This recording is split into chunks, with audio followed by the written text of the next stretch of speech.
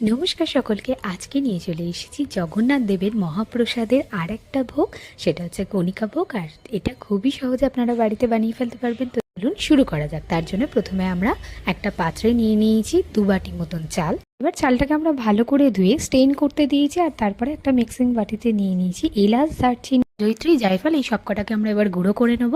আর অন্যদিকে কড়ার মধ্যে 2 থেকে 3 চামচ মতন ঘি দিয়ে, 2টো তেজপাতা দিয়ে, তারপরে এখানে আগে থেকে ভিজিয়ে রাখা কাজু কিশমিশটা আমরা দিয়ে দিলাম। তারপরে চালটাকে আমরা দিয়ে নাড়াচাড়া করে একটু 5 মিনিটের জন্য ভাজা ভাজা করে নেব। আর তারপরে দিয়ে দিলাম 4 বাটি মতন এখানে জল।